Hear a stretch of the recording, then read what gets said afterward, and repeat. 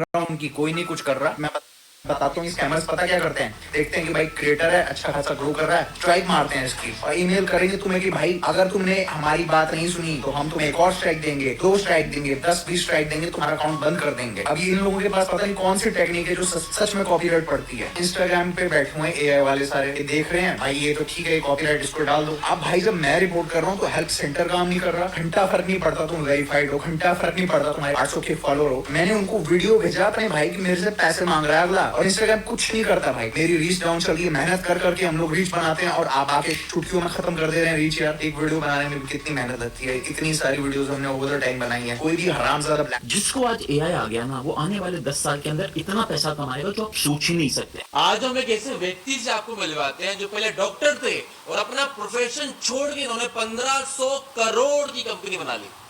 Sir आप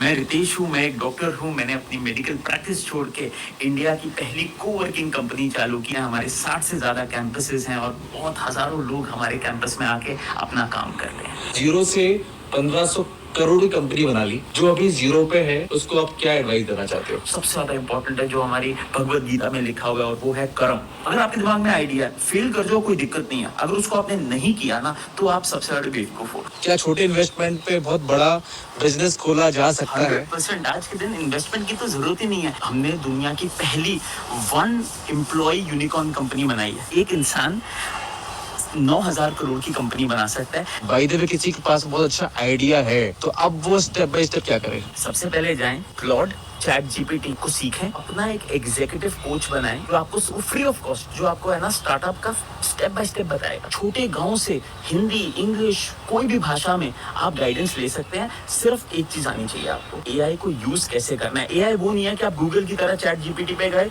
वो सिर्फ 1% ऑफ एआई है। आप अपने आज 2 घंटे लगाइए, यूट्यूब पे जाइए और सीखिए क्लॉड चैट जीपीटी को कैसे अच्छे से यूज करना है। सारा का सारा ध्यान लगा दो to create the best product possible. अच्छा प्रोडक्ट होता क्या है?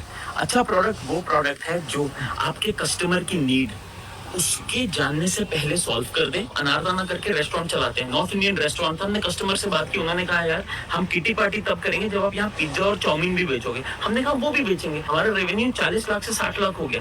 कस्टमर से बात करना, इंटरेक्ट करना, उससे सीखना और उसकी नीड्स को कंटिन्यूअसली फॉलो अप करके सॉल्व करना, that is the only answer to business. आज की यूथ को उसका पर्पस ही नहीं पता है। काम के बिना पर्पस आप जान ही नहीं सकते हैं।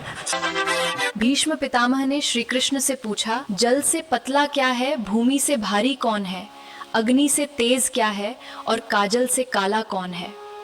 श्री कृष्ण मुस्कुराए और बोले, पितामह, जल से पतला ज्ञान है क्योंकि वो हर बाधा को पार कर जाता है।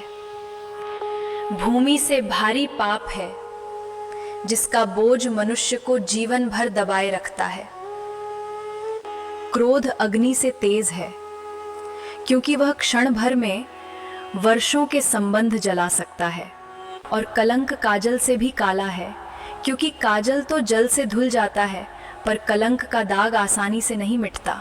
सम्मोह माया भाई, वीडियो बनाना छोड़ दो, कुछ नहीं है, सम्मोह माया है। ये सोशल मीडिया पर कुछ भी नहीं है, सम्मोह माया है।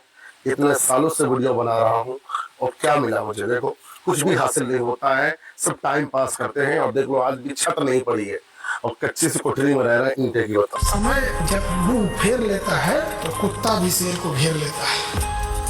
मैं समंदर हूँ, मेरे उतरते लहरों को देखकर मेरे किनारे पे अपना घर मत बना लेना। मैं जब लौट के आऊंगा तो एक एक इंच जमीन पे हिसाब नहीं। समय जब मुंह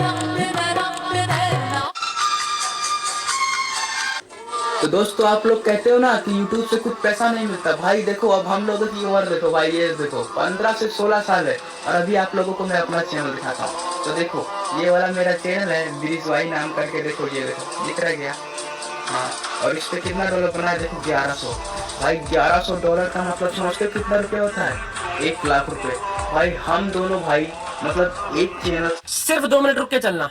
2 महीने के बच्चे को टट्टी आ रही हो ना आ रही हो, पर उसकी मम्मी इस चीज से परेशान है कि हमारे लल्ला के पेज पे लाइक नहीं आ रहे। आजकल 2 महीने के बच्चे के मम्मी पापा से मिलूं या 25 साल तक के किसी लड़के से मिलूं, एक ही ख्वाहिश है कि भैया यूट्यूबर बनना है। बिल्कुल बनो, पर अब दिक्कत आ रही है कि सिर्फ यूट्यूबर ही क्यों बनना है। मैं बताता हूं, क्योंकि यूट्यूबर्स ने और इन्फ्लुएंसर्स ने अपनी लाइफ को इतना ज्यादा फैसिनेटिंग दिखाया है, इतना ज्यादा शानदार बढ़ा चला के दिखाया है, जो कि खैर उनका काम भी है, लेकिन उसकी वजह से जो आम लोग हैं या फिर नए जो बच्चे पैदा हो रहे हैं, उनको ये लगता है कि अगर आप अपनी जिंदगी में यूट्यूबर नहीं बने तो आपकी लाइफ झंडू है। मेरी शुभकामना है आपके साथ, आप बहुत बड़े यूट्यूबर बनो, इन्फ्लुएंसर्स बनो, म्यूजिक में जाओ, आर्टिस्ट बनो, एक्टर बनो, सब कुछ बनो। लेकिन मैं आपको बता दूं कि सिर्फ और सिर्फ अपने दिमाग में ये वाला कीड़ा लेके बैठना कि सिर्फ ये ही लाइफ है, ऐसा नहीं है। एक डीएम कभी व्लॉग नहीं बनाता अपने घर का, अपने रियल लाइफ का, तो शायद आप उसकी लाइफ को जान नहीं पाए, पर वो लाइफ भी बहुत शानदार है। एक एम्स के बहुत बड़े डॉक्टर जो अपने घर का डेली व्लॉग नहीं बनाते, डेली अपनी चीजें वायरल नहीं करते, अपनी प्राइवेसी मेंटेन करके चलते हैं, उनकी लाइफ भी बहुत सुंदर है। बिजनेसमैन की लाइफ में भी सब कुछ वो है जो हम लोगों के पास है, बल्कि हम लोगों से शायद 1000 गुना ज्यादा उन लोगों के पास है। लेकिन